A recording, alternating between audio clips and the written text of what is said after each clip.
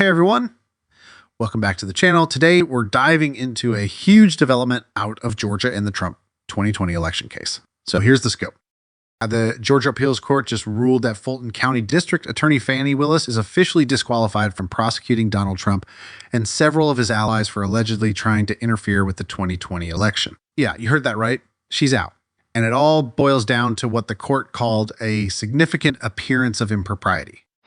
But before we get into the details, hit the subscribe button, like this video, and leave your thoughts in the comments. Thank you for your support.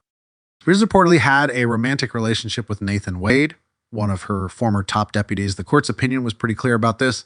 They said, normally, just the appearance of something shady isn't enough to disqualify a prosecutor. But in this case, they're saying it's so serious that the only way to restore public confidence is to remove her entirely. Yeah. Now, Willis isn't taking this lying down. Her office already announced plans to appeal this decision to the Georgia Supreme Court. So, yeah, this saga is far from over. But here's the thing. This ruling doesn't mean the case is thrown out completely. What it does mean is that a new state prosecutor will need to step in to move the case forward. And honestly, that could really shake things up. Trump's legal team, of course, is thrilled.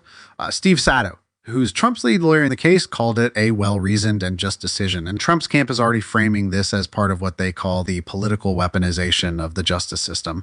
They've been using that line to push back against all 4 criminal cases Trump has faced since 2020. And in case you're keeping track, only one of those cases, one in New York about the hush money payment to a porn star, has gone to trial so far. Trump was found guilty in that one, but hasn't been sentenced yet. This case is massive. It's got Trump and 18 of his allies, including some big names like Rudy Giuliani, John Eastman, and Mark Meadows. 4 people have already pleaded guilty to lesser charges, but Trump and 14 others have pleaded not guilty. Earlier this year, Trump and 8 co-defendants tried to get Willis removed from the case, accusing her of financial misconduct tied to her relationship with Wade. Willis admitted the relationship but denied any wrongdoing.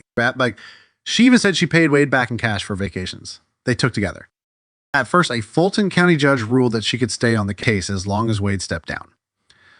And he did, but now the appeals court says that decision didn't go far enough. They pointed out that the problem started earlier when Willis was making big pretrial decisions, like who to prosecute and what charges to bring.